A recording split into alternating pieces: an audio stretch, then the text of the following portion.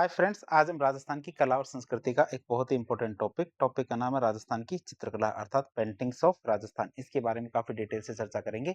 आप हमारे साथ बने रहिए ताकि आपको इसके बारे में जानकारी प्राप्त हो सके। तो शुरुआत करते हैं। इसकी शुरुआत किससे करेंगे? प्रारंभिक साक्ष्य और खोज की, मतलब राजस्थान की पेंटिंग्स के प्रारंभिक साक्ष्य क्या थे और इसकी खोज किसने की।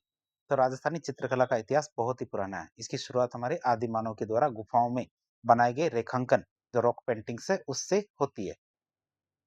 प्रमुख प्रारंभिक स्थल की बात करें तो आदि मानव के द्वारा बनाए गए प्रारंभिक चित्र हमारे कोटा की आलनिया में और दर्रा में। कोटा के तो दो जगह है, आलनिया और दर्रा। जयपुर के बैराट में और भरतपुर के दर नामक स्थानों की जो गुफाएं और शैलाश्रय हैं उनमें देखने को मिलते हैं। शुरुआती जो चित्र है, वैज्ञानिक खोज की बात करें तो वर्ष 1953 में प्रसिद्ध जो हमारे पुरातत्वविद थे, वीएस वाकणकर। कौन थे? वीएस वाकणकर। इन्होंने राजस्थान के कई हिस्सों में इन चित्रित गुफाओं का विस्तृत खोज की थी। कि जो चित्रित गुफाएं थी इनकी पूरे राजस्थान में खोज की थी। किसने? वीएस वाकणकर ने।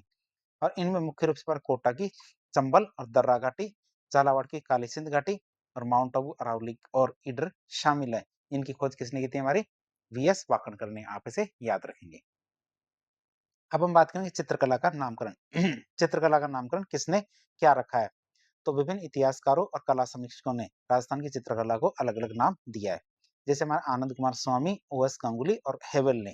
कहते हैं हमारे आनंद कुमार स्वामी, ओ एस गांगुली और हेवल की बात करें, इन्होंने राजस्थान की चित्रकला को राजपूत चित्रकला मतलब राजपूत पेंटिंग्स नाम दिया है। इन्होंने इसे राजपूत शासकों के संरक्षण होने की वजह से, किस वजह से? राजपूत शासकों के संरक्षण होने के कारण इसे राजपूत चित्रकला नाम दिया। डब्ल्यू एच ब्राउन की बात करें, इन्होंने इसे राजपूत कला कहा, राजपूत आर्ट कहा।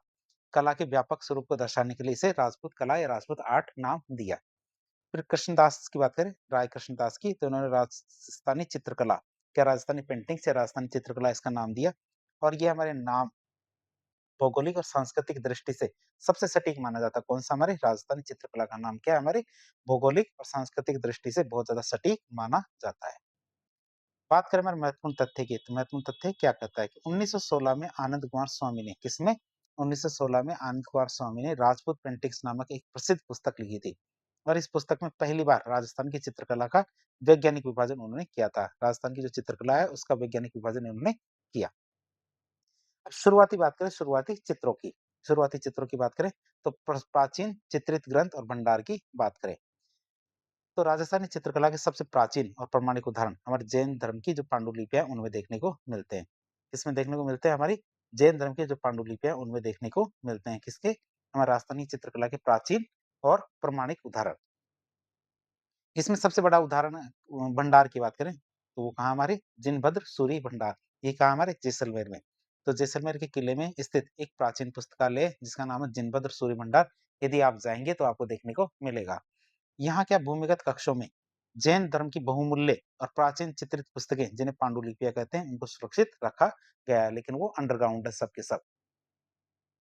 तो आप इस जाएंगे, जाना हो तो आप जरूर देख के आएगा जिनभद्र सूरी भंडार को।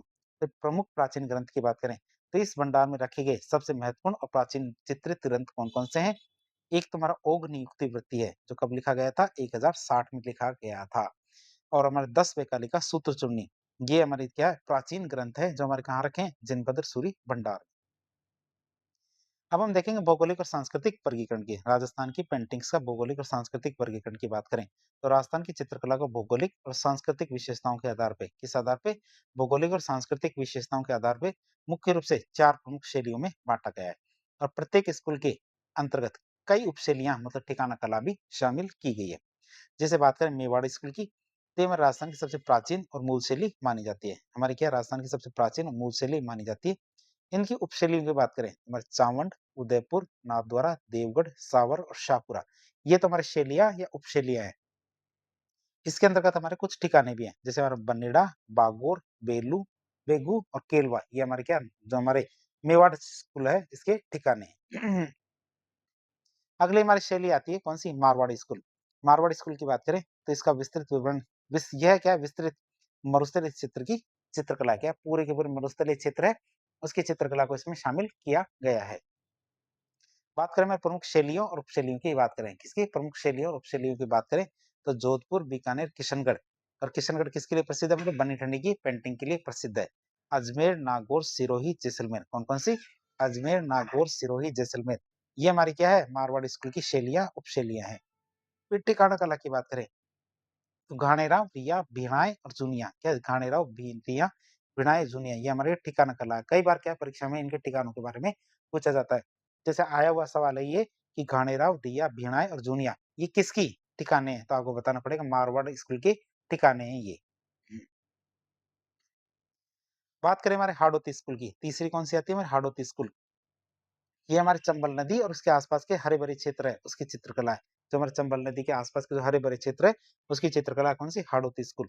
और जहाँ हमारे पशु पक्षियों का शानदार चित्रण हुआ है, जहाँ पे हमारे क्या पशु पक्षियों का शानदार चित्रण हुआ है।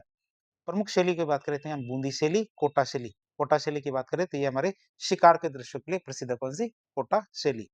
और झालावाड़ शैली उपशैली है हमारी किसकी, हाड़ौती स्कूल की। चौथी हमारी कौन सी आती है, ढूंढाड़ शैली। ढूंढाड़ शैली की बात करें जिसे ढूंढाड़ स्कूल भी कह सकते हैं। तो ढूंढाड़ स्कूल की बात करते हैं, इस पर हमारे मुगल काल का या मुगल कला का सर्वाधिक प्रभाव देखने को मिलता है। बात करें इसके प्रमुख शैलियों और उपशैलियों की, तो आमेर, जयपुर, शेखावटी। या आमेर, जयपुर, शेखावटी। शेखावटी हमारे भित्ति चित्रों के लिए प्रसिद्ध है। अलवर, उनियारा ये हमारे क्या ढूंढाड़ स्कूल की प्रमुख शैलियां या उपशैलियां हैं। इनके ठिकानों की बात करें तो इसके ठिकाने कौन कौन से हैं, जिलाई, इसरदा, शाहपुरा और सामोद। कौन कौन से, जिलाई, इसरदा, शाहपुरा और सामोद हमारे इसके ठिकाने किसके, ढूंढाड़ कला के। तो चित्र में हम चारों के चारों जो शैलियाँ हैं या स्कूल है उनकी बात कर लेते हैं। जैसे ये तो हमारा मारवाड़ स्कूल है और मारवाड़ स्कूल यहाँ से यहाँ तक का क्षेत्र पूरा का पूरा मारवाड़ मरुस्थली वाला क्षेत्र है। इसके ऊपर हमारा क्या ढूंढाड़ वाला क्षेत्र है, ये वाला हमारा क्या मेवाड़ शैली है और ये हमारी क्या हाड़ौती शैली। तो हमारे राजस्थान की चित्रकला को हमारे चार भागों में बांटा, कौन कौन सी, मारवाड़ शैली, मेवाड़ शैली, हाड़ौती शैली और ढूंढाड़ शैली। अब हम राजस्थान की चित्रकला की प्रमुख विशेषताओं की बात करते हैं। राजस्थान की चित्रकला की कौन-कौन सी विशेषताएं? तो राजस्थानी चित्रकला अपनी अनूठी विशेषताओं के कारण क्या पूरी दुनिया में पहचानी जाती है। राजस्थानी चित्रकला क्या अपनी अनूठी विशेषताओं की वजह से क्या पूरी की पूरी दुनिया में पहचानी जाती है। क्यों? पहला कारण आता है प्रकृति का मानवीकरण। यहाँ प्रकृति को मानवीय भावनाओं के साथ उकेरा जाता है। राजस्थान की चित्रकला में क्या है, हमारी प्रकृति को मानवीय भावनाओं के साथ उकेरा जाता है। जैसे हमारे बारहमासा है, तो बारहमासा चित्रण इसका सबसे बेहतरीन उदाहरण है, जहाँ 12 महीने की प्रकृति को नायक और नायिका के मनोभाव के साथ दर्शाया जाता है। रंगों के चयन की बात करें तो चित्रों में जीवंत और चटकीले रंग, जैसे हमारा लाल, पीले, नीले, हरे, इस प्रकार के चटकीले रंगों का भरपूर प्रयोग किया गया है। तो चित्रों में हमारे जीवंत और चटकीले रंगों का भरपूर प्रयोग किया गया है। सामंजस्य की बात करें तो मुख्य आकृति जो मेन सब्जेक्ट है और पृष्ठभूमि जो बैकग्राउंड है, इनके बीच में बहुत ही सुंदर तालमेल देखने को मिलता है। जो मुख्य आकृति और पृष्ठभूमि इन दोनों के बीच में क्या है, बहुत ही सुंदर तालमेल देखने को मिलता है। सामंती प्रभाव की बात करें तो राजाओं और सामंतों के जीवन को करीब से दर्शाया गया है। राजस्थान की चित्रकला में राजाओं और सामंतों का जो जीवन शैली है इसको करीब से दिखाया गया है। शिकार के दृश्य जो हंटिंग सीन है, दरबार के दृश्य, रानियों के चित्र इसके प्रमुख उदाहरण माने जा सकते हैं। फिर मुगल प्रभाव की बात करें तो चूंकि राजपूतों के मुगल से बहुत अच्छे संबंध थे, क्या राजपूतों के मुगलों से अच्छे संबंध थे, इसलिए चित्रकला पर इनका प्रभाव देखने को मिलता है। पारदर्शी कपड़े, चित्रों के चारों ओर हाशिया जो मार्जिन है उनका चित्रण भी हमारे क्या मुगल चित्रकला की देन मानी जाती है। भित्ति चित्रण या म्यूरल पेंटिंग की बात करें तो राजस्थानी महलों, हवेलियों, विशेषकर हमारी शेखावटी की हवेलियां हैं, छतरियों की दीवारों पर शानदार चित्रकारी की गई है। तो राजस्थानी महलों, हवेलियों और छतरियों की दीवारों पर क्या शानदार चित्रकारी की गई है। धार्मिक चित्रण की बात करें तो यहाँ के मंदिरों और मठों में क्या धर्म से जुड़े चित्र अधिक बने हैं। किससे जुड़े हुए, धर्म से जुड़े हुए चित्र बहुत ज्यादा बने हैं। नाथद्वारा शैली की पिछवाई कला या नाथद्वारा शैली में जो पिछवाई कला है, जो हमारी क्या है श्रीनाथ जी की मूर्ति के पीछे कपड़े पर की गई जो हमारे कृष्ण लीलाओं की चित्रकारी है, जिसे हम पिछवाई कला कहते हैं, इसका विश्व प्रसिद्ध उदाहरण है। बात करें नारी सौंदर्य की तो राजस्थानी चित्रकला में महिलाओं की सुंदरता, जैसे तीखे नयन नक्श, छरारा बदन, आभूषण, इनका बहुत ही बारीकी और आकर्षण के साथ चित्रण किया गया है। तो नारी सौंदर्य को भी काफी ज्यादा दिखाया गया है। बात करें विविधता की तो इसमें हमारे लोक जीवन, पौराणिक कथाओं, राग रागिनियों और विभिन्न विषयों की विशाल विविधता देखने को मिलती है। क्या है, इन सब की विशाल विविधता देखने को मिलती है। अब हम देखेंगे राजस्थानी चित्रकला की शैलियों का वर्गीकरण। वर्गीकरण के अनुसार देखें, एक एक करके इनको देखना शुरू करते हैं। सबसे पहले आते हैं हमारे कौन सी, मेवाड़ शैली, जिसे मेवाड़ पेंटिंग भी कहते हैं। तो मेवाड़ की राजस्थानी चित्रकला की जन्मभूमि माना जाता है। मेवाड़ को क्या हमारे राजस्थानी चित्रकला की जन्मभूमि माना जाता है।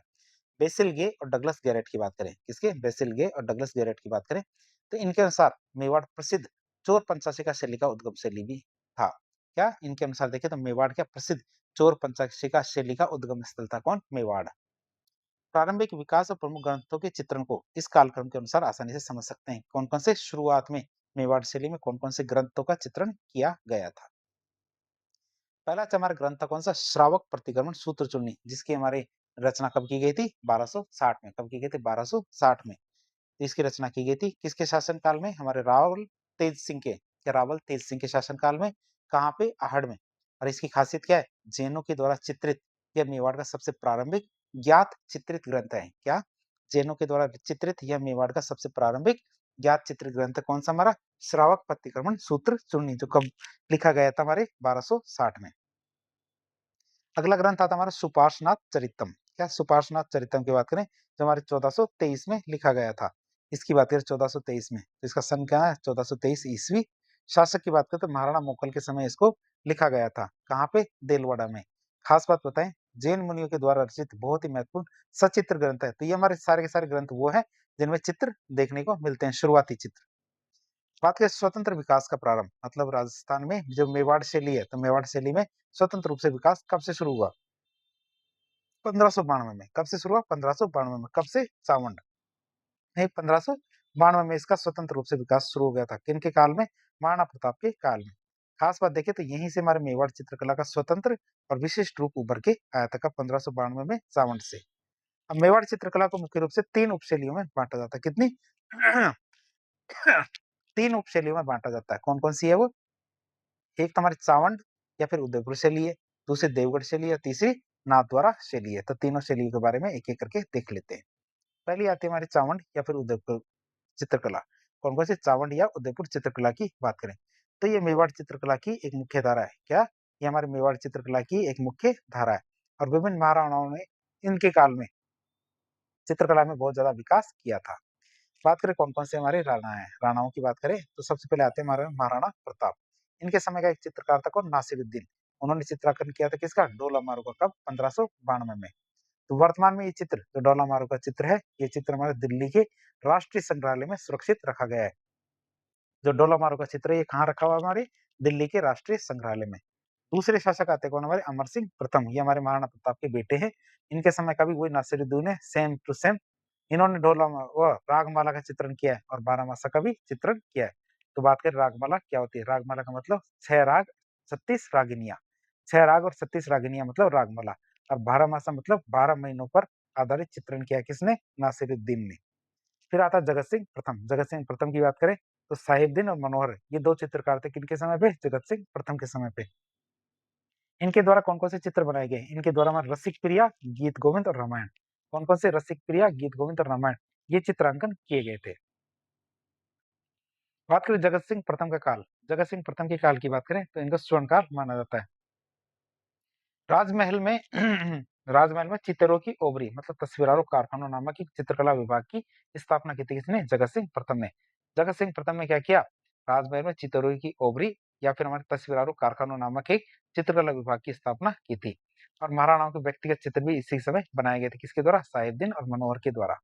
किनके समय पे? जगत सिंह प्रथम के समय पे। फिर आते हैं हमारे कौन? जयसिंह। जयसिंह की बात करें तो जयसिंह ने हमारे लघु चित्रों जिन्हें हम मिनिएचर्स पेंटिंग कहते हैं, इनका विकास करना शुरू किया था। तो हमारे जयसिंह के समय पे हमारे लघु चित्र मतलब मिनिएचर्स का अधिक निर्माण किया गया था। तो इस काल में हमारे लघु चित्रकला को विशेष प्रोत्साहन दिया गया था। किसको? लघु चित्रकला को। फिर आते हैं हमारे संग्राम सिंह सेकंड। संग्राम सिंह सेकंड की बात करें तो इनके समय पे हमारे गीत गोविंद, बिहारी सतसई, कलीला दमना, मुल्ला दो प्याजा इस तरह की बहुत सारी पुस्तकें लिखी गई थी जिसमें चित्र भी बने थे। कलीला दमना की बात करें तो विष्णु शर्मा के द्वारा पंचतंत्र नामक की किताब लिखी गई थी। उसका अरबी में अनुवाद है हमारा कौन सा? कलीला दमना। और ये हमारे विश्व की पहली पुस्तक है जिसको क्या है बहुत सारी भाषाओं में अनुवाद किया गया है। तो इसका उत्कृष्ट चित्रण किया गया किसमें? हमारे कलीला दमना में। किसमें? किसके समय पे? संग्राम सिंह सेकंड के समय पे। अब हम देखेंगे चावंड या फिर उदयपुर शैली की प्रमुख विशेषताओं के बारे में। सबसे पहले पुरुष की आकृति की बात करें तो पुरुष कैसा होता था? गठीला शरीर, भारी चेहरा, बड़ी आंखें, छोटी गर्दन, लंबी उदयपुरी पगड़ी जिसे हम क्या कहते हैं? अटपटी पगड़ी कहते हैं। ये तो पुरुष की आकृति है। महिला की आकृति की बात करें, स्त्री की आकृति की बात करें तो मीनाकृत आंखें मतलब मछली जैसी आंखें, दोहरी ठुड्डी, डबल चिन, तिगना कद, ठेठ राजस्थानी आभूषण जो घाघरा केंचुली ये हमारे क्या पहनाए जाते हैं किसमें, महिला के चित्र में दिखाई देते हैं। तो प्रकृति चित्रण की बात करें तो कदम के पेड़ का सर्वाधिक असंतुलित चित्रण किया गया है। किसका, कदम के पेड़ का सर्वाधिक असंतुलित चित्रण देखने को मिलता है। रंग योजना की बात करें तो मुख्य रूप से लाल, पीले, हरे और नीले, कौन कौन से लाल, पीले, हरे और नीले सूचक रंगों का प्रयोग किया गया है। शिकार के दृश्यों में 3D प्रभाव देखने को मिलता है। किसके, शिकार के दृश्यों में क्या 3D प्रभाव देखने को मिलता है, 3 डायमेंशन इफेक्ट देखने को मिलता है। अब आप सोचेंगे चित्रों के अंदर 3D प्रभाव कैसे होता है, तो पुराने समय पे जैसे कोई भी शिकार का दृश्य है, यदि कोई जानवर दूर है तो उसे छोटा बनाया जाएगा, पास है तो उसे बड़ा बनाया जाएगा, जिससे वो उस पे 3D इफेक्ट दिखने को मिलेगा। प्रमुख चित्रकारों की बात करें तो नानाराम की बात करें तो इन्होंने भागवत पुराण का परिजात अवतरण जो चित्र है ये आप देख सकते हो, परिजात अवतरण का चित्र। नूरुद्दीन की बात करें तो नूरुद्दीन ने महाराणा जगत सिंह सेकंड का चित्र बनाया, गंगाराम, कृपाराम और जगन्नाथ। कौन कौन से, गंगाराम, कृपाराम और जगन्नाथ ने उस समय के प्रसिद्ध चित्रकार रहे हैं। तो इस तरह हमने क्या मेवाड़ शैली के बारे में देख लिया। अब आती है कौन सी, देवगढ़ स्टाइल, देवगढ़ चित्रकला की बात करें तो राजसमंद जिले में स्थित, हाँ राजसमंद जिले में स्थित देवगढ़ मेवाड़ का 16वां और प्रथम श्रेणी का ठिकाना था। 16 और प्रथम श्रेणी का ठिकाना कौन सा, हमारे देवगढ़ था। 1680 में महाराणा जयसिंह ने इसे द्वारिकादास चुंडावत को दे दिया था। जो हमारा देवगढ़ ठिकाना ये किसको दे दिया था, द्वारिकादास चुंडावत को दे दिया था, जिनके समय में इस शैली का जन्म हुआ था। और इसे प्रकाश में लाने का श्रेय किसे जाता है, ये हमारे श्रीधर अंधारे को, या श्रीधर अंधारे को इसे प्रकाश में लाने का श्रेय जाता है। अब हम बात करेंगे देवगढ़ शैली की प्रमुख विशेषताओं के बारे में। तो विशेषता कौन कौन सी है, पहली बात आती है इसकी मिश्रित शैली है। कैसी शैली है, मिश्रित शैली है। बात करें किस किस का मिश्रण है इसमें, तो मेवाड़, मारवाड़ और ढूंढाड़ तीनों शैलियों का सुंदर मिश्रण देखने को मिलता है किसमें, देवगढ़ शैली में। विषय की बात करें तो राजसी ठाठ बाट, शिकार के दृश्य, अंतपुर, अंतपुर मतलब जनाना महल, मतलब रानियों के महल और सवारी, ये सब देखने को मिलता है हमारी कौन सी, देवगढ़ शैली में। रंग योजना की बात करें तो पीले रंग की अधिकता है इसमें, इसमें क्या पीले रंग की अधिकता है। भित्ति चित्र की बात करें वॉल पेंटिंग्स की, तो इस शैली में भित्ति चित्र बहुतायत में देखने को मिलते हैं। इस शैली में क्या हमारे भित्ति चित्र बहुतायत में देखने को मिलते हैं। प्रमुख उदाहरण की बात करें तो हमारे मोती महल और अजारा की ओवरी, या मोती महल और अजारा की ओवरी में हमारे भित्ति चित्र काफी ज्यादा देखने को मिलते हैं। प्रमुख चित्रकार की बात करें तो कंवला, चोखा, बगता, नगा और हरचंद, कौन कौन से, कंवला, चोखा, बगता, नगा और हरचंद ये हमारे प्रमुख चित्रकार है किसके, देवगढ़ शैली के। इसके बाद आते हमारे कौन से, नाथद्वारा शैली। नाथद्वारा शैली की बात करें जहां पिछवाई कला फेमस है, तो नाथद्वारा शैली की बात करें तो महाराणा राज सिंह के काल में, किसके काल में, महाराणा राज सिंह के काल में, जब श्रीनाथ जी की मूर्ति नाथद्वारा या फिर सिहाड़ लाई गई थी। कब, हमारे राज सिंह के समय पे जब हमारे औरंगजेब ने क्या किया था, मूर्ति को तोड़ना शुरू किया था, तब श्रीनाथ जी की मूर्ति नाथद्वारा इस सिहाड़ लाई गई थी, तब इस शैली का उदय हुआ था। और ये मूलतः हमारे उदयपुर शैली और ब्रज शैली का समन्वित रूप है। किसका समन्वित रूप है, हमारे उदयपुर शैली और ब्रज शैली का समन्वित रूप है। बात करें हमारे नाथद्वारा शैली की प्रमुख विशेषताओं की, तो नाथद्वारा शैली की विशेषताएं कौन कौन सी है। पहली विशेषता आती है हमारी पिछवाई कला। पिछवाई कला किसे कहते हैं, तो इसमें हमारे बात करें तो वल्लभ संप्रदाय के मंदिरों में, क्या, वल्लभ संप्रदाय के मंदिरों में भगवान श्री कृष्ण की मूर्ति के पीछे, वल्लभ संप्रदाय के मंदिरों में भगवान श्री कृष्ण की मूर्ति के पीछे कपड़े के पर्दे पे जो चित्र बनाए जाते हैं, क्या, कपड़े के पर्दे पे जो चित्र बनाए जाते हैं उन्हें पिछवाई कहा जाता है, उन्हें क्या कहते हैं, पिछवाई कहते हैं। और यह क्या, इस शैली की जान है। कौन सी पिछवाई कला क्या है, इस शैली की जान है। प्रमुख चित्रण की बात करें तो गायों का मनोरम दृश्य देखने को मिलता है, केले के वृक्षों की अधिकता होती है, आसमान में देवताओं का अंकन होता है। इसमें इसमें हमारा क्या है, गायों का मनोरम दृश्य देखने को मिलता है, केले के वृक्षों की अधिकता होती है और आसमान में देवताओं का अंकन भी इसमें प्रमुख विशेषता में गिना जाता है। रंग योजना की बात करें तो हल्के हरे और पीले रंग का सर्वाधिक प्रयोग किया जाता है। किसका, हल्के हरे और पीले रंग का सर्वाधिक प्रयोग किया जाता है। प्रमुख चित्रकारों की बात करें तो इसमें पुरुष चित्रकार कौन कौन है, हमारे रामचंद्र, रामलिंग, चतुर्भुज, चंपालाल, घासीराम और उदयराम, ये हमारे क्या पुरुष चित्रकार है। महिला चित्रकार की बात करें तो कमला इलायची हमारी क्या महिला चित्रकार है। मेवाड़ चित्रकला पर प्रमुख शोधकर्ता की बात करें कि मेवाड़ चित्रकला पर किसने सबसे ज्यादा शोध किया है, तो मेवाड़ चित्रकला के ऐतिहासिक और कलात्मक पहलुओं पर मुख्य रूप से हमारे श्रीधर अंधारे, डॉक्टर मोतीचंद्र और हमारे आर के वशिष्ठ, इन सब ने मिलकर क्या गहन रिसर्च किया है। तो इस तरह हमने मेवाड़ चित्रकला के बारे में काफी डिटेल से देख लिया। अब हम देखेंगे मारवाड़ चित्रकला के बारे में। तो दूसरा स्कूल है मारवाड़ चित्रकला की बात करें तो मारवाड़ चित्रकला राजस्थान की समृद्ध सांस्कृतिक और ऐतिहासिक विरासत का एक अभिन्न अंग है। तिब्बती इतिहासकार थे हमारे कौन, लामा तारानाथ, उनकी बात करें तो लामा तानानाथ के अनुसार देखें तो 7वीं सदी में मारुदेश जो मारवाड़ है उनके चित्रकार जो श्रृंगधर ने किसने श्रृंगधर ने पश्चिमी भारत में यक्ष शैली को जन्म दिया था। ये किसके अनुसार है? हमारे लामा तारानाथ के अनुसार। इसके सबसे प्रारंभिक साक्ष्य में कहा मिलते हैं? इसके साक्ष्य देखने को मिलते हैं हमारे प्रतिहार कालीन ओग नियुक्ति व्रति में देखने को मिलते हैं। जो प्रतिहार काल में एक पुस्तक लिखी गई थी, पुस्तक का नाम था ओद नियुक्ति व्रति। इस पुस्तक में देखने को मिलता है कि हमारे लामा तारानाथ के अनुसार देखें तो 7वीं सदी में मारुदेश जो मारवाड़ के चित्रकार श्रृंगधर ने पश्चिमी भारत में यक्ष शैली को जन्म दिया था। इस शैली में हमारे मारवाड़ी साहित्य के प्रेमाख्यान जो प्रेम कहानी है उनका चित्रण बहुतायत में देखने को मिलता है। बहुत ज्यादा हमारे प्रेम कहानी हुए चित्र बने हैं। अब इनकी स्कूल के अंदर जो हमारी शैलियां हैं तो उनकी उपशैलियां कौन कौन सी है?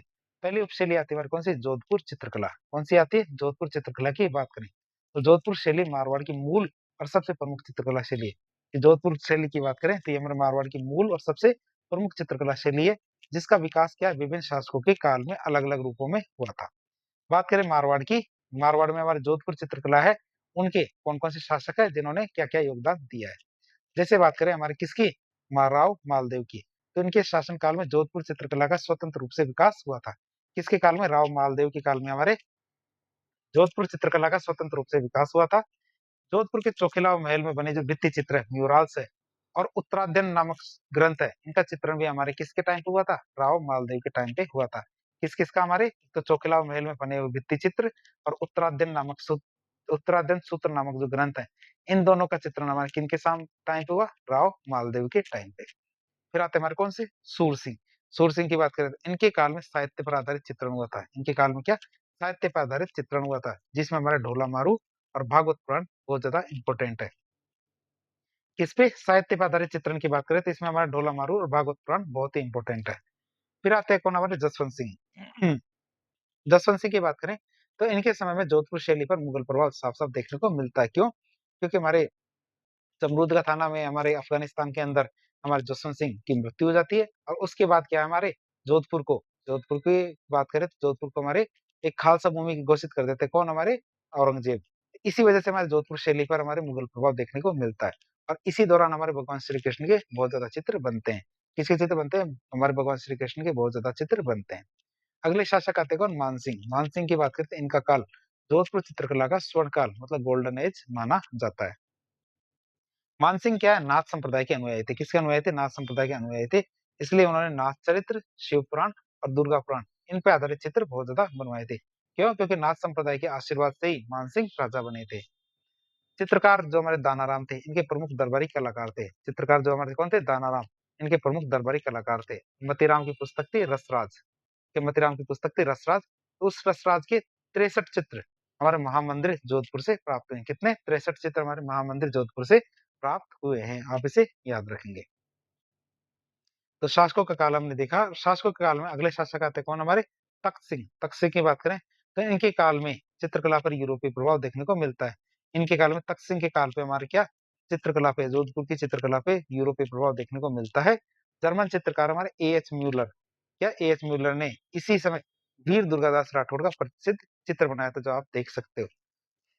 अब बात करेंगे जोधपुर शैली की प्रमुख विशेषताओं की। जोधपुर शैली की कौन कौन सी विशेषताएं हैं? तो पहली विशेषता आती है हमारी कौन सी? शारीरिक बनावट। शारीरिक बनावट की बात करें तो पुरुषों को लंबे चौड़े गठीले बदन, ऊंची पगड़ी, राजसी वेशभूषा में दिखाया जाता है। स्त्रियों की वेशभूषा की बात करें तो स्त्रियों की वेशभूषा में ठेठ राजस्थानी लहंगा, ओढ़नी और लाल कुंदनों का प्रयोग किया गया है। चेहरे की बनावट की बात करें तो बादाम जैसी आंखें, घनी मूछें पुरुषों में, ऊंची पाग पगड़ी इस शैली की निजी पहचान है। बात करें रंग और प्रकृति की, रंग और प्रकृति की बात करें तो इस शैली में मुख्य रूप से हमारे लाल और पीले रंग की अधिकता है। किसकी अधिकता है? लाल और पीले रंग की अधिकता है। प्रकृति चित्रण की बात करें तो प्रकृति चित्रण में मारवाड़ के परिवेश के अनुकूल बादलों और खंजन पक्षी को बहुत ही खूबसूरती से दिखाया गया है।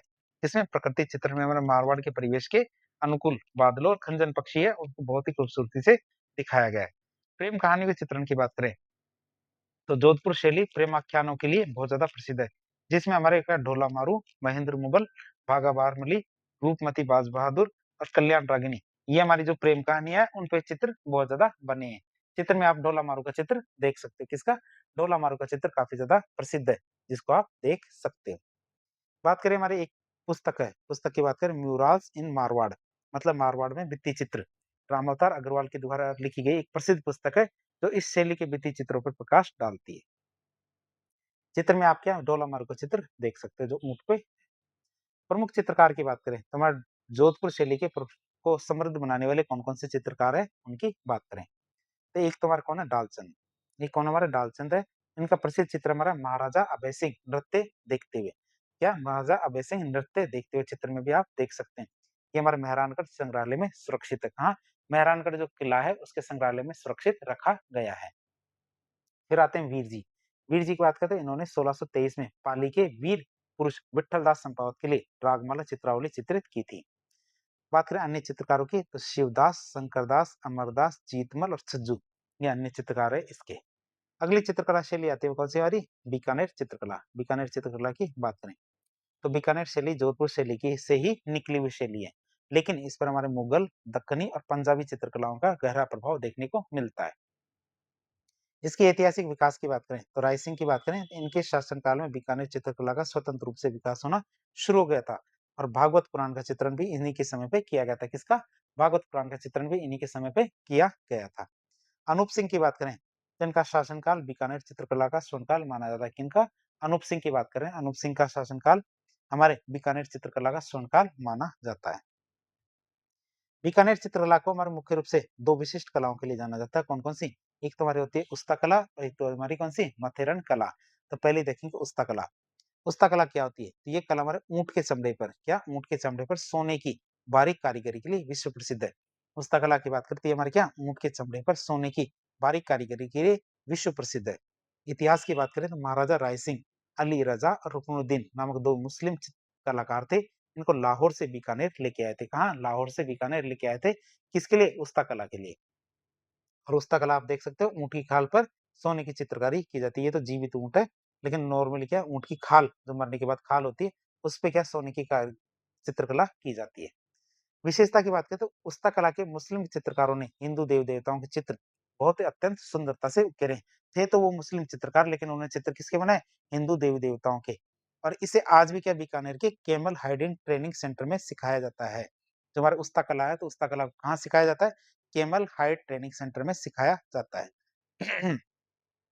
प्रमुख कलाकारों की बात करें तो आसिर खां, हसन, रामलाल, हिसामुद्दीन। क्या हमारे आसिर खां, हमारे हसन, रामलाल, हिसामुद्दीन और हैसामुद्दीन की बात करें तो हैसामुद्दीन को पुस्तक कला में उनके असाधारण योगदान के लिए पद्मश्री पुरस्कार से भी सम्मानित किया जा चुका है। किससे सम्मानित किया जा चुका है? पद्मश्री पुरस्कार से सम्मानित किया जा चुका है। किसे? हैसामुद्दीन को। दूसरी कला आती है कौन सी हमारी? मथिरन कला। मथिरन कला की बात करें तो ये कला हमारे मुख्य रूप से जैन चित्रकारों के द्वारा विकसित की गई है। किसके द्वारा? जैन चित्रकारों के द्वारा विकसित की गई है मथिरन कला। चित्र में आप मथिरन कला देख सकते हो, जिसे हमारे महाराजा अनूप सिंह के समय में बहुत ज्यादा संरक्षण मिला था। किनके समय पे? महाराजा अनूप सिंह के समय पे बहुत ही ज्यादा संरक्षण मिला था। तकनीक की बात करें तो इसमें और गीली दीवारों पर, इसमें क्या होता है गीली दीवारों पर राजा महाराजाओं के चित्र मतलब फ्रेस्कोस बनाए जाते हैं। गीली दीवारों पर राजा महाराजाओं के चित्र देखने को मिलते हैं। बात करें इसके अन्य नामों की तो इसे हमारा आलागीला, आराइश और टेम्पेरा ये भी कहा जाता है। मथुरन कला को क्या कहा जाता है? हमारे आलागीला, आराइश और टेम्पेरा भी कहा जाता है। शेखावटी क्षेत्र में इसे क्या कहा जाता है? पणो कहा जाता है। आप इसे याद रखेंगे। शेखावटी क्षेत्र में इसे पणो कहा जाता है। जो हमारा मथुरन कला है इसको हमारे शेखावटी क्षेत्र में पणो कहा जाता है। प्रमुख कलाकार की बात करें तो इसके चंदू, मुन्ना, मुकुंद ये इसके प्रमुख कलाकार हैं। अब हम देखेंगे बीकानेर शैली की मुख्य विशेषताओं के बारे में। मुख्य विशेषताओं की बात करें तो हमारी पहली विशेषता क्या है इसकी? पहली विशेषता आती है कलाकारों के हस्ताक्षर। तो राजस्थानी चित्रकला में बीकानेर और शेखावटी के चित्रकार, बीकानेर शेखावटी के चित्रकार एकमात्र ऐसे कलाकार थे जिन्होंने अपने चित्रों के नीचे अपना नाम और तिथि लिखी है। क्या अपने चित्र बनाया? चित्रों के नाम नीचे क्या अपना नाम और तिथि लिखते थे।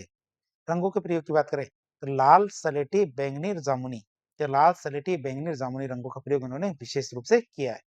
वेशभूषा चित्रण की बात करें तो शाहजहां, औरंगजेब या शाहजहां और औरंगजेब शैली की जो पगड़ियां हैं उनके साथ ऊंची मारवाड़ी पगड़ियां देखने को मिलती है। किसके साथ? शाहजहां और औरंगजेब शैली की पगड़ियों के साथ ऊंची मारवाड़ी पगड़ियां देखने को मिलती है। इकहरी तनवंगी, क्या इकहरी तनवंगी मतलब दुबली पतली कोमल ललनाओं के अंकन इसी की पहचान है। क्या?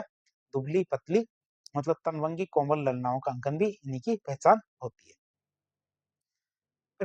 प्रकृति और परिवेश की बात करें तो रेत के टीले, ऊंट, हिरण, फूल पत्तियां, बरसते बादलों में उमड़ते हुए सारस मिथुन मतलब क्रेन, इनकी आकृतियां बहुत ज्यादा आम है। मिथुनों का मतलब होता है क्रेन्स, सारस, तो सारस मिथुनों की आकृतियां बहुत ज्यादा आम है। फव्वारों और दरबार के दृश्यों का दक्षिण शैली का स्पष्ट प्रभाव है। फव्वारों और दरबार के दृश्यों पर किसका, दक्कन या फिर दक्षिण शैली का स्पष्ट रूप से प्रभाव देखने को मिलता है। अब हम बात करेंगे महत्वपूर्ण तथ्य की। महत्वपूर्ण तथ्य क्या है? The art and architecture of Bikaner state. क्या the art and architecture of Bikaner state की बात करें तो नामक प्रसिद्ध पुस्तक जर्मन विद्वान हर्मन गोएट्स ने लिखी है। किसने? हर्मन गोएट्स ने लिखी है, जो जर्मन विद्वान थे। तो बीकानेर की कला और वास्तुकला का विस्तृत रूप से वर्णन करती है। तो हमारे बीकानेर के बाद आती है हमारी कौन सी? किशनगढ़ कला। कौन सी कला आती है? किशनगढ़ कला की बात करें तो किशनगढ़ शैली को राजस्थानी चित्रकला की सबसे परिष्कृत और आकर्षक शैलियों में से एक गिना जाता है। ये मुख्य रूप से हमारे राधा कृष्ण के प्रेम और वल्लभ संप्रदाय के प्रभाव के लिए जानी जाती है। कौन सी? हमारी किशनगढ़ चित्रकला। बात करें किशनगढ़ चित्रकला के ऐतिहासिक विकास और शासकों की बात करें, इसमें आते हैं सबसे पहले हमारे कौन? सामंत सिंह, जिन्होंने अब नाम बदल के नागरीदास नाम रखा था। इनका शासनकाल किशनगढ़ चित्रकला का स्वर्णकाल माना जाता है। वल्लभ संप्रदाय के गहरे प्रभाव की वजह से, किसकी वजह से? वल्लभ संप्रदाय के गहरे प्रभाव के कारण इन्होंने अपना नाम बदल के क्या रखा? नागरीदास रख लिया था। क्या रख लिया था? नागरीदास अपना नाम रख लिया था। बात करें सावंत सिंह की तो सावंत सिंह ने नागर समुच्चय नामक एक पुस्तक लिखी थी। क्या? सावंत सिंह ने नागर समुच्चय नामक एक पुस्तक की रचना की थी और अपना अंतिम समय कहाँ बिताया था? वृंदावन में बिताया था। उन्होंने अपनी प्रेमिका जो रसिक बिहारी थी, उनको राधा के रूप में चित्रित करवाया था। क्या राधा का चित्रण करवाया लोग? किसके रूप में? रसिक बिहारी के रूप में। बात करें कि रसिक बिहारी जो उनकी प्रेमिका थी, उनको राधा के रूप में चित्रित करवाया था, जिसे हमारे कला जगत में बनी ठनी के नाम से जाना जाता है। कि बनी ठनी के बहुत सारे चित्र बने थे और बनी ठनी की बात करें तो कला जगत में हमारे रसिक बिहारी के चित्र थे, उन्हें बनी ठनी के नाम से जाना जाता है। प्रमुख चित्रकार की बात करें तो हमारे सामंत सिंह के प्रमुख चित्रकारों की बात करें, ये थे हमारे कौन? मोरध्वज निहाल चंद। तो किशनगढ़ शैली के सबसे महान चित्रकार थे कौन? मोरध्वज निहाल चंद। इन्होंने नागर समुच्चय का चित्रण किया था। किसका? नागर समुच्चय का चित्रण किया था। और सावंत सिंह की जो प्रेमिका थी रसिक बिहारी, इनका विश्व प्रसिद्ध चित्र बनी ठनी बनाया था। चित्र में आप बनी ठनी देख सकते हो।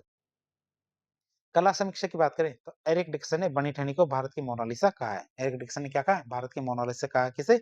हमारी बनी ठनी को। और 1973 में भारत सरकार के द्वारा बनी ठनी पे एक डाक टिकट भी जारी किया गया था। बनी ठनी पे हमारे क्या 1973 में भारत सरकार ने क्या डाक टिकट भी जारी किया है। बात करें अमीर चंद की तो हमारे कौन कौन से और जो पेंटर है उनकी, तो अमीर चंद की बात करें तो इन्होंने प्रसिद्ध पेंटिंग बनाई। कौन सी? चांदनी रात की गोष्ठी, मतलब चांदनी रात में मिलन। तो हमारे चांदनी रात की गोष्ठी एक प्रसिद्ध पेंटिंग थी। अन्य चित्रकारों की बात करें तो हमारे सूरध्वज, लाडली दास, सीताराम, सवाई राम, रामनाथ और बदन सिंह, ये हमारे अन्य चित्रकार थे। बात करें हमारे किशनगढ़ शैली की मुख्य विशेषताओं की, तो किशनगढ़ शैली जो चित्रकला शैली थी, इनकी विशेषताओं की बात करें तो सबसे पहले शारीरिक बनावट की बात करें तो पुरुषों का शरीर कैसा है? लंबा, छरहरा और नीली छवि युक्त। कैसे? उनके चेहरे पर कौन सा कलर डाला गया है? नीला कलर डाला गया है, मतलब भगवान श्री कृष्ण के समान दर्शाया गया है। उसमें हमारे उन्नत ललाट और खंजनाकृत विशाल आंखें हैं। या खंजन पक्षी की तरह क्या है? विशाल आंखें हैं। नारी सौंदर्य की बात करें तो महिलाओं को तनवंगी मतलब पतली, गोरी, नुकीली ठुड्डी। कैसे ठुड्डी? हमारी नुकीली ठुड्डी मतलब चिबुक है, सुराहीदार गर्दन, पतली कमर के साथ चित्रित किया गया है। किसमें? नारी सौंदर्य के अंदर। नाक में हमारा बेसरी आभूषण और कमल की पंखुड़ी जैसी लंबी आंखें इस शैली की पहचान है। कैसे? कमल की पंखुड़ी जैसी लंबी लंबी आंखें इस शैली की पहचान है। प्रकृति चित्रण की बात करें तो दूर तक फैली झीलें, तैरते हंस, बत्तख, नौकाएं, केले के पेड़, रंग बिरंगे उपवन और प्रातः या फिर हमारा संध्या के बादलों का सिंदूरी चित्रण बहुत ही ज्यादा इंपॉर्टेंट है इसके अंदर। इसमें हमारे किशनगढ़ शैली के अंदर। फिर रंगों और प्रभाव की बात करें, रंग और प्रभाव की बात करें तो सफेद, गुलाबी, सलेटी, कौन कौन से? सफेद, गुलाबी, सलेटी और सिंदूरी रंगों का प्रधानता इसमें देखने को मिलती है। इस शैली पर हमारे कांगड़ा चित्रकला का बहुत ज्यादा प्रभाव देखने को मिलता है। किसमें? किशनगढ़ शैली में हमारे किसकी? कांगड़ा शैली का प्रभाव बहुत ज्यादा देखने को मिलता है। शोध कार्य की बात करें तो किशनगढ़ चित्रकला पर मुख्य रूप से एरिक डिक्सन और फैयाज अली, किसने? एरिक डिक्सन और फैयाज अली ने गहन शोध किया था और इसे दुनिया के सामने लाने का श्रेय भी इन्हीं को जाता है। दुनिया के सामने लाने का श्रेय भी इनको ही जाता है। फिर आती है हमारी चौथी चित्रकला, कौन सी? नागौर चित्रकला। नागौर चित्रकला की बात करें तो नागौर शैली अपनी यथार्थवादी और अनूठी विशेषताओं के लिए जानी जाती है। कैसे? हमारी यथार्थवादी और अनूठी विशेषताओं के लिए जानी जाती है नागौर चित्रकला। जिसमें आती है पहली भित्ति चित्रण। तो इस शैली में लकड़ी के दरवाजों पर या लकड़ी के दरवाजों पर भित्ति चित्र बनाए जाते हैं, म्यूरल्स बनाए जाते हैं। वृद्धावस्था के चित्रण की बात करें तो राजपूतों की या राजपूताने की अन्य शैलियों के विपरीत, क्या राजपूताने की जो अन्य शैलियां उनके विपरीत नागौर शैली में वृद्धावस्था को बहुत सूक्ष्मता और अधिकता से चित्रित किया गया। किसको? वृद्धावस्था को। तो हमारे क्या है, कई बार परीक्षा में पूछा जाता है कि वृद्ध लोगों के चित्र हमारे किस शैली की विशेषता है, तो आपको बताना पड़ेगा ये हमारे नागौर शैली की विशेषता है। वस्त्रों की बात करें तो पारदर्शी वस्त्र, तो चित्रों में पारदर्शी कपड़ों का उत्कृष्ट अंकन देखने को मिलता है। किसके? पारदर्शी कपड़ों का उत्कृष्ट अंकन देखने को मिलता है। बात करें इस शैली में हमारे चटक रंगों की बजाय क्या हल्के और बुझे हुए रंगों का प्रयोग किया जाता है, जैसे डल कलर। तो चित्र में भी आप डल कलर को देख सकते हो, हमारा डल कलर या फिर बुझे हुए रंगों का प्रयोग किया जाता है। इसके बाद आते हैं हमारे कौन सी अजमेर चित्रकला, कौन सी अजमेर पेंटिंग की बात करें तो अजमेर एक ऐसा केंद्र रहा है जहाँ कई संस्कृतियों का संगम है। इसका सीधा असर यहाँ की चित्रकला पे भी देखने को मिलता है। धार्मिक समन्वय की बात करें तो अजमेर शैली के चित्रों पर हमारे हिंदू, इस्लाम, ईसाई, कौन कौन से हिंदू, इस्लाम और ईसाई, इन सभी धर्मों का मिला जुला प्रभाव देखने को मिलता है। ठिकाना चित्रकला की बात करें तो बिनाए, सावर, मसूदा, जूनिया जैसे जो ठिकाने जो हमारे स्थानीय जागीरों ने में मतलब जैसे ठिकानों में पनपी चित्रकला में विशुद्ध जो हमारे राजपूत संस्कृति देखने को मिलती है। तो हमारा ठिकाना चित्रकला भी कई बार आपसे पूछा जाता है कि कौन से ठिकाने किससे संबंधित है। तो अजमेर चित्रकला के कौन कौन से चित्रकार है उनकी बात करें, जिसमें हमारे जूनिया का चांद है। चांद की बात करें तो जूनिया के रहने वाले हैं। इन्होंने 1698 में लोक देवता पाबू जी का विश्व प्रसिद्ध चित्र बनाया था। किसका? पाबू जी का। महिला चित्रकार की बात करें तो हमारे साहिबा और उसना, ये दो हमारे महिला चित्रकार है। राजस्थानी चित्रकला में या राजस्थानी चित्रकला में महिला चित्रकारों का उल्लेख दुर्लभ है, इसलिए इनका नाम बहुत ज्यादा बहुत ही ज्यादा क्या है, महत्वपूर्ण है, क्योंकि परीक्षा में पूछा जाता है महिला चित्रकार कौन कौन से थे। ये तो कौन हमारी साहिबा और उसना। अन्य चित्रकार की बात करें तो सावर के तैयब जी, नांद के राम सिंह भाटी, जालजी और नारायण सिंह भाटी कहाँ खरवा के, और हमारे मसूदा के हमारे कौन माधो जी और राम, ये हमारे क्या प्रमुख चित्रकार है ठिकानों के। छठी आती है हमारी कौन सी? जैसलमेर चित्रकला। छठी चित्रकला की बात करें ये आती है हमारी कौन सी? जैसलमेर चित्रकला। तो जैसलमेर शैली पर थार मरुस्थल के एकदम भीतर विकसित हुई थी। जैसलमेर शैली कहाँ? थार के मरुस्थल के एकदम भीतर विकसित हुई थी, जिसके कारण इस पर बाहरी प्रभाव से काफी हद तक ये अछूती रही है, मतलब दूसरे प्रभाव इस पे बहुत ही कम रहे हैं। संरक्षक की बात करें तो इस शैली का विकास मुख्य रूप से हमारे महारावल हर्राज, अक्के सिंह और मूलराज के शासनकाल में हुआ था। किनके काल में? हमारे महारावल हर्राज, अक्के सिंह और मूलराज के शासनकाल में हुआ था। इनके समय के प्रमुख चित्रों की बात करें तो मुंबल जैसलमेर शैली का सबसे प्रमुख और प्रसिद्ध चित्र कौन सा? मुंबल। जो हमारे महेंद्र मुंबल की जो प्रसिद्ध लोक प्रेम कथा है उस पे आधारित है। किस पे? महेंद्र मुंबल की जो प्रसिद्ध लोक प्रेम कथा है उस पे आधारित है कौन सा? मुंबल का चित्र। विशिष्टता की बात करें तो इस शैली की सबसे विशेष बात यह है कि ये एकदम स्थानीय शैली है। जो जैसलमेरी शैली है कैसी है? एकदम स्थानीय शैली है, और इस पर हमारे मुगल कला या फिर मारवाड़ जोधपुर शैली का कोई भी प्रभाव नहीं पड़ा है। इसके बाद आते हैं हमारे कौन सी तीसरी शैली, वो आती है हमारे कौन सी? ढूंढाड़ चित्रकला। ढूंढाड़ स्कूल ऑफ पेंटिंग की बात करें तो ये शैली मुख्य रूप से हमारे जयपुर और उसके आसपास के क्षेत्रों में विकसित हुई थी। कहाँ? जयपुर और उसके आसपास के क्षेत्रों में विकसित हुई थी, और इसे चार प्रमुख उपशैलियों या भागों में बांटा गया। कौन कौन सी? आमेर या फिर जयपुर शैली, अलवर शैली, शेखावटी शैली, उनियारा शैली, चार शैलियों में इसको बांटा गया है। पहले आते हैं हमारे कौन सी? आमेर या उदयपुर जयपुर चित्रकला। आमेर या जयपुर चित्रकला की बात करें तो ढूंढाड़ चित्रकला की शुरुआत हमारे आमेर से हुई थी। बाद में राजधानी परिवर्तन हुआ और जयपुर स्थानांतरित होने के बाद यह जयपुर शैली के रूप में विकसित हुई थी। बात करें ऐतिहासिक विकास और शासकों की बात करें तो सबसे पहले आते हैं हमारे मानसिंह। तो इनके काल में इस शैली का स्वतंत्र विकास होना शुरू हो गया था। जो हमारे मानसिंह थे तो मानसिंह के काल में इस शैली का स्वतंत्र विकास होना शुरू हो गया था। मौजमाबाद और बैराट के मुगल गार्डन में, क्या मौजमाबाद और बैराट के मुगल गार्डन में भित्ति चित्रण शुरू हुआ था। 1588 में आमेर के चित्रकारों ने, या 1588 में आमेर के चित्रकारों ने रज्मनामा, जो हमारे क्या है महाभारत का फारसी अनुवाद है, इसके 169 चित्र बनाए थे। तो 1588 में आमेर के चित्रकारों ने रज्मनामा मतलब महाभारत का जो फारसी अनुवाद है उसके 169 चित्र बनाए थे। और 1591 में यशोधरा चित्र, क्या यशोधरा चरित्र, इसका चित्रण हुआ था। कब? 1591 में।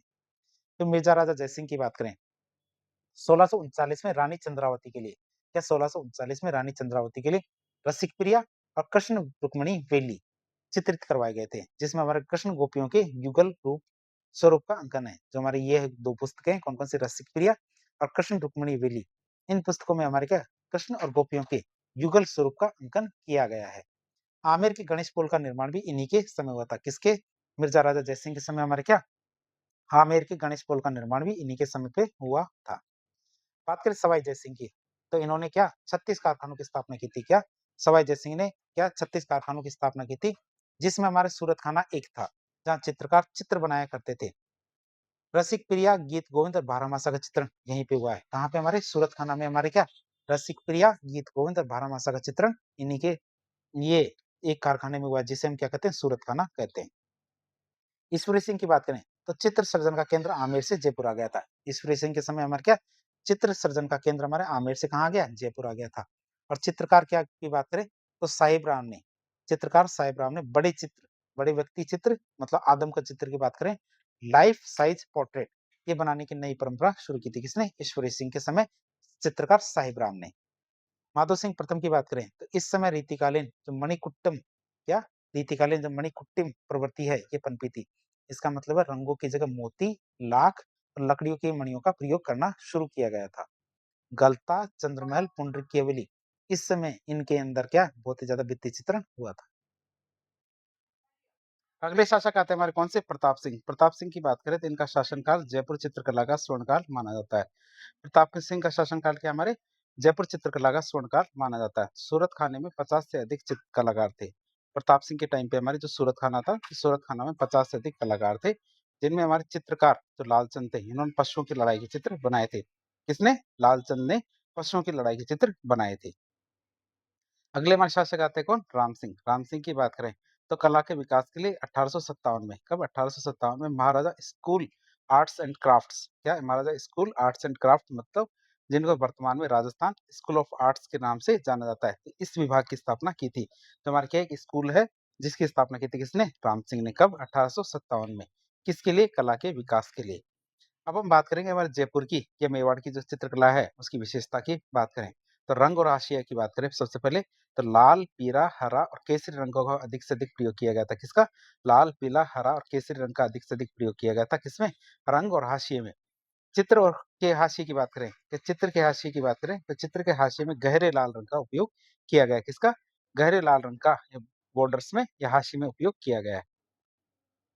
बात करें भित्ति चित्रण पद्धति की जिसे फ्रेस्को पद्धति कहते हैं तो आलागिला, आराइश और मोराकसी।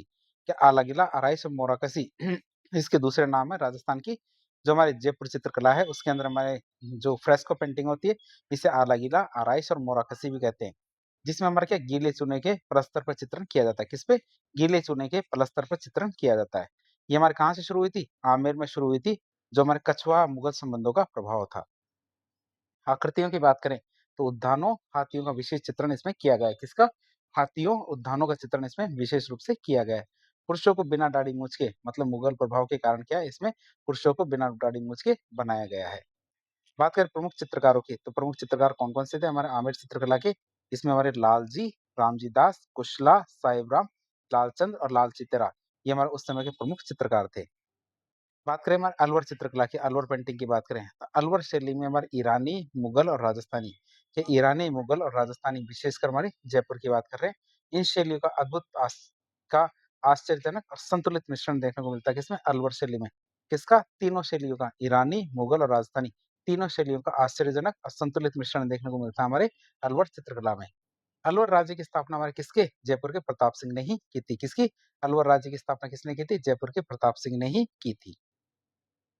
बात करें ऐतिहासिक विकास और शासकों की बात करें तो बख्तावर सिंह सबसे ऊपर आते हैं। तो इस समय में अलवर शैली का स्वतंत्र रूप से विकास किया गया था। किसका? अलवर शैली का स्वतंत्र रूप से विकास हुआ था। राजगढ़ जो अलवर के अंदर है उनके नीश महल में, राजगढ़ अलवर के नीश महल में भित्ति चित्र बनाए गए थे। स्वयं महाराज को नाथों, जोगियों और फकीरों के साथ धर्म चर्चा करते हुए चित्रित किया गया है। जो हमारे महाराज थे कौन? बख्तावर सिंह। तो बख्तावर सिंह को क्या हमारे नाथों, जोगियों और फकीरों के साथ धर्म चर्चा करते हुए दिखाया गया है। फिर आते हैं हमारे कौन? विनय सिंह। विनय सिंह की बात करें तो इनका शासनकाल अलवर चित्रकला का स्वर्णकाल माना जाता है। हमारे जो विनय सिंह थे तो विनय सिंह का शासनकाल क्या हमारे अलवर चित्रकला का स्वर्णकाल माना जाता है। मुगल चित्रकला में जो स्थान हमारे अकबर का है वही स्थान हमारे क्या अलवर में विनय सिंह का है। चित्रकार जो हमारे बलदेव थे इनमें हमारे विनय सिंह के गुरु थे। जो हमारे चित्रकार बलदेव थे हमारे किसके गुरु थे? हमारे विनय सिंह के गुरु थे। बलदेव और गुलाम अली ने क्या बलदेव और गुलाम अली ने मिलके गुलिस्ता जो हमारे शेख सादी की लिखित पुस्तक थी उसका चित्रण किया था। किसने? बलदेव और गुलाम अली ने मिलके, जिसपे हमारे 1 लाख रुपए का खर्चा आया था। इसके आगे आते हैं हमारे कौन से, शिवदान सिंह। शिवदान सिंह की बात करें तो शिवदान सिंह के समय हमारे कामशास्त्र नामक एक पुस्तक है, उसका चित्रण किया गया था। किसका, कामशास्त्र नामक एक पुस्तक है, उनका चित्रण किया गया था। नफीरी वादन का चित्र इस काल का बेहतरीन उदाहरण है, आप इसे याद रखेंगे। शिवदान सिंह के टाइम पे हमारे नफरी वादन का चित्र किया गया था, जो हमारे क्या, इस काल का सबसे बेहतरीन उदाहरण माना जाता है। अगले शासक आते हैं हमारे मंगल सिंह। मंगल सिंह की बात करें तो मूलचंद और उदयराम, मूलचंद उदयराम नामक जो चित्रकार है, इन्होंने हाथी दांत के फलकों पर सूक्ष्म चित्रण किया है। किसके फलकों पर, हाथी दांत के फलकों पर सूक्ष्म चित्रण किया है। किसने, मूलचंद और उदयराम नामक चित्रकारों ने। बात करें हम इनकी प्रमुख विशेषताओं की, बात करें किसकी, प्रमुख विशेषताओं की बात करें हमारी अलवर चित्रकला की, तो सबसे पहले आता है शारीरिक बनावट की। तो पुरुषों का मुख आम आदमी की शक्ल जैसा, स्त्रियों का कद ठिकना मतलब छोटा बनाया जाता है। उठी हुई वेणियां मतलब चोटियां की बात करें, चोटियां कैसी है, उठी हुई चोटियां है। विशिष्ट चित्रण की बात करें तो वेश्याओं के चित्र केवल अलवर शैली में ही बने हैं। इसके अलावा हमारे योगासन के चित्रण भी हमारी इस शैली की पहचान है। रंग और सजावट की बात करें तो चिकने और उज्जवल रंगों का प्रयोग हमारे इसके अंदर किया गया है। हाशिए मतलब बॉर्डर में फूल पत्तियों और सुंदर बेल बूटों का अंकन भी किया गया है।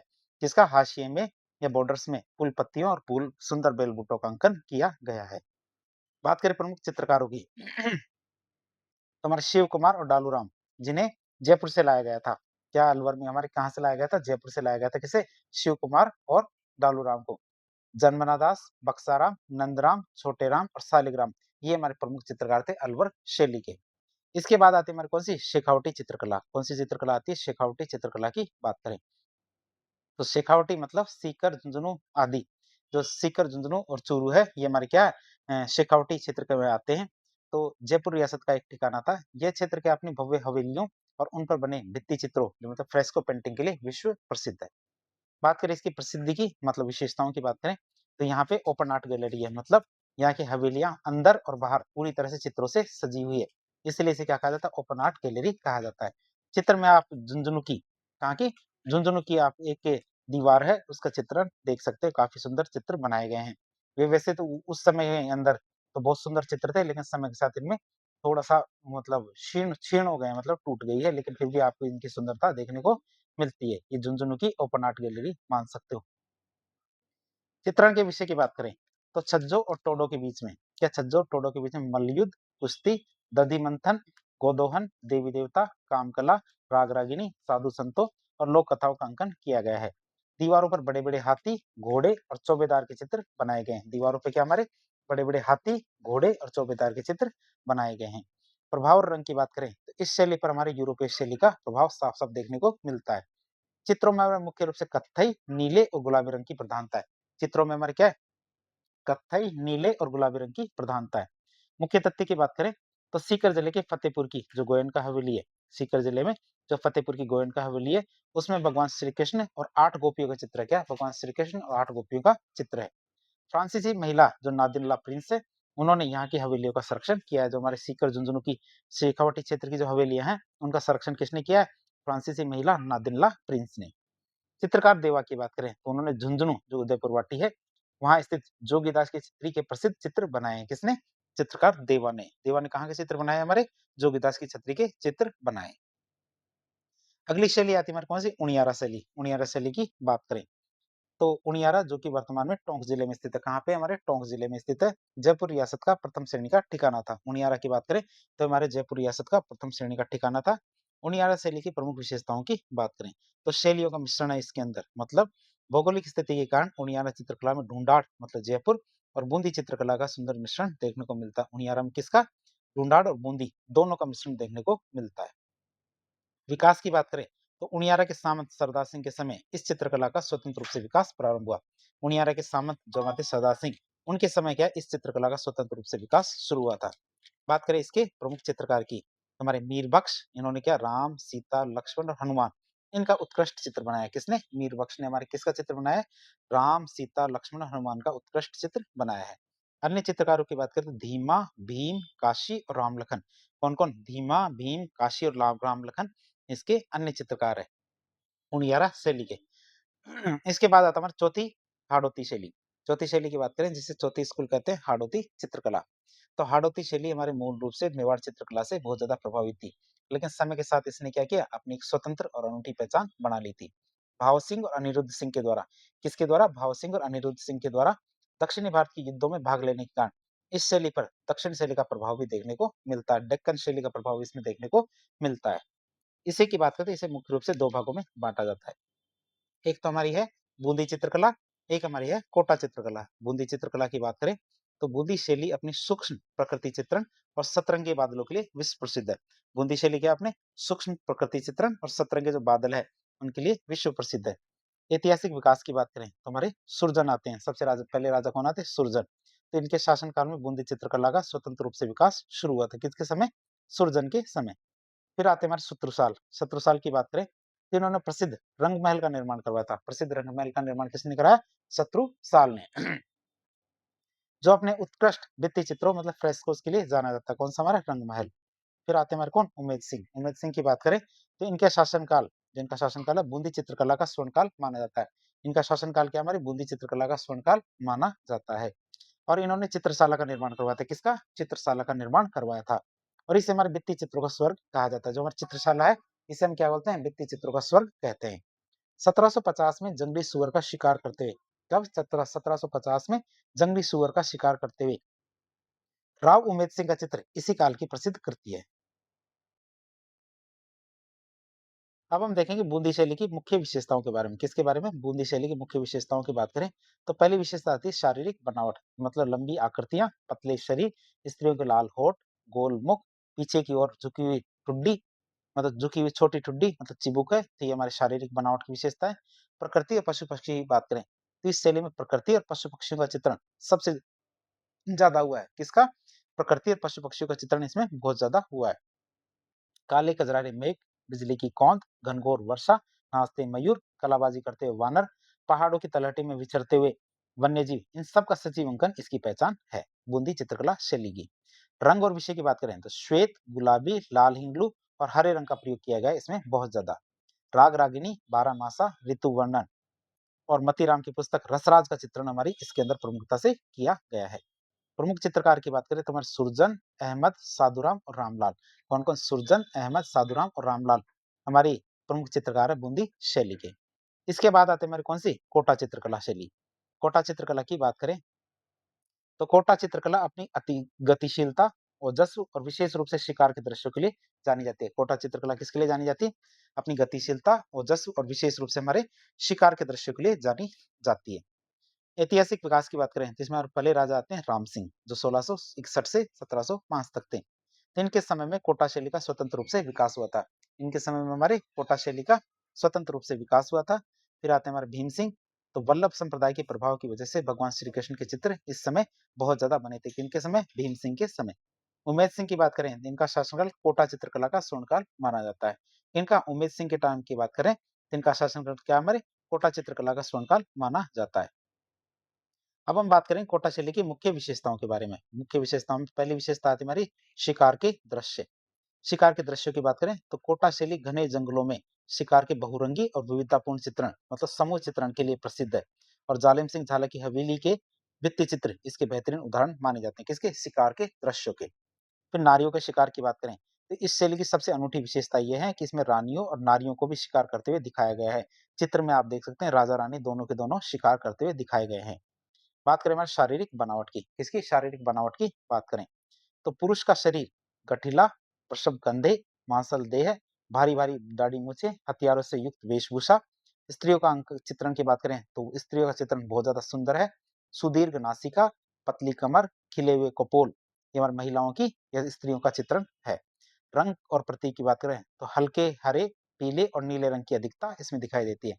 चित्रों में मोर, शेर, चंपा के फूलों की का विशेष अंकन किया गया है। चित्रों की बात करें तो चित्रों में हमारे मोर, शेर और चंपा के फूलों का विशेष अंकन किया गया है। प्रमुख चित्रकार की बात करें तो हमारे रघुनाथ रघुनाथ, लच्छीराम, नूर मोहम्मद, गोविंद और डालू। डालू की बात करते हैं इन्होंने रागमाला का उत्कृष्ट चित्रण किया है। किसने? डालू ने। बात करें हमारे किसकी? अगली शैली। अगली शैली आती है हमारी कौन सी? झालावाड़ शैली। तो झालावाड़ शैली की बात करें तो झालावाड़ के महलों में श्रीनाथ जी, राधा कृष्ण लीला, रामलीला, राजसी वैभव के भित्ति चित्र देखने को मिलते हैं। हालांकि ये स्वतंत्र शैली के रूप में इसकी पूरी तरह से निर्धारण होना अभी बाकी है। स्वतंत्र शैली के रूप में अभी तक नहीं बन पाई है। शोध कार्य की बात करें तो हाड़ौती चित्रकला पर मुख्य रूप से हमारे डब्ल्यू जी आर्चर प्रमोद चंद्र और ब्रजेंद्र सिंह, 3 लोग हमारे कौन-कौन से? डब्ल्यू.जी. आर्चर, प्रमोद चंद्र और ब्रजेंद्र सिंह। इन्होंने बहुत ही महत्वपूर्ण शोध कार्य किया है। अब बात करेंगे राजस्थान के आधुनिक चित्रकारों के बारे में। राजस्थान के आधुनिक चित्रकार कौन-कौन हैं? तो राजस्थान की चित्रकला केवल रियासत काल तक सीमित नहीं रही, बल्कि हमारे आधुनिक युग में कई कलाकारों ने इसे कई आयाम दिए हैं। जैसे एक चित्रकार आते हैं हमारे कौन? राम गोपाल विजयवर्गीय। बात करें इसके तो राज्य के प्रथम प्रदर्शनीकर्ता रहे हैं। इन्होंने राजस्थान में सबसे पहले चित्र प्रदर्शनी लगाना शुरू किया था और इनकी पुस्तक थी कौन सी? अभिसार निशा। अभिसार निशा इनकी एक पुस्तक थी और इनके गुरु कौन थे? शैलेंद्र डे। बात करें हमारे गोवर्धन लाल बाबा की, किसकी? गोवर्धन लाल बाबा की बात करें तो इन्हें भीलों का चितारा कहा जाता है। राजसमंद के निवासी थे। भील जनजाति के जीवन का उत्कृष्ट चित्रण इन्होंने किया है। और प्रमुख चित्र क्या है इनका? बारात। इनका प्रमुख चित्रण क्या है? बारात है। परमानंद चोयल की बात करें तो भैंसों का चित्तरा। क्या परमानंद चोयल की बात करें तो इन्हें भैंसों का चित्तौरा कहा जाता है। इन्होंने क्या भैंसों का की भावपूर्ण और यथार्थवादी चित्रण बनाए हैं। परमानंद चोयल ने क्या भैंसों के भावपूर्ण और यथार्थवादी चित्र बनाए, इसलिए इन्हें भैंसों का चित्तरा कहते हैं। फिर जगमोहन माथोड़िया की बात करें, इन्हें श्वान का चित्तरा कहा जाता है। मतलब कुत्तों के बेहतरीन चित्रण के लिए इन्हें श्वान का चित्तरा कहा जाता है। फिर सौभाग्यमल गहलोत की बात करें इन्हें नीड़ का चित्तरा कहा जाता है। नीड़ मतलब घोंसला, तो पक्षियों के घोंसले का सूक्ष्म चित्रण करने के कारण ये उपाधि इन्हें मिली है। फिर देवकीनंदन शर्मा की बात करें तो इन्हें मास्टर ऑफ नेचर कहा जाता है। तो प्रकृति और सजीव वस्तु जो लिविंग ऑब्जेक्ट है, इनके चित्रण में महारत हासिल की वजह से इन्हें मास्टर ऑफ नेचर कहा जाता है। ज्योति स्वरूप कच्छावा की बात करें तो इन्होंने जंगल चित्रण किया है, तो जंगलों के रहस्यमय चित्र बनाए इन्होंने, किसने? ज्योति स्वरूप कच्छावा ने। इनकी प्रसिद्ध चित्र श्रृंखला है इनर जंगल। इनकी एक प्रसिद्ध चित्र श्रृंखला है कौन सी? इनर जंगल। भूर सिंह शेखावत की बात करें तो स्वतंत्रता सेनानी और ग्रामीण संस्कृति के हैं हमारे कौन? भूर सिंह शेखावत। इनके चित्रों में विशुद्ध राजस्थानी प्रभाव, ग्रामीण जीवन की एक झलक देखने को मिलती है। कुंदनलाल मिश्री की बात करें तो इन्होंने महाराणा प्रताप के चित्र बनाए हैं और इनके द्वारा बनाए गए महाराणा प्रताप के चित्रों के आधार पर ही भारतीय चित्रकला के पितामह कहे जाने वाले राजा रवि वर्मा, जो ट्रावणकोर केरल के, उन्होंने प्रताप का प्रसिद्ध चित्र बनाया। तो इस तरह आज एक लेक्चर के जरिए हमने राजस्थान की चित्रकला को काफी डिटेल से जानने की कोशिश की। तो इस प्रकार के इन्फॉर्मेटिव वीडियो देखने के लिए हमारे चैनल से जुड़े। वीडियो यदि पसंद आता तो वीडियो को लाइक करें, चैनल को सब्सक्राइब करें, अपने दोस्तों के साथ शेयर करें। धन्यवाद।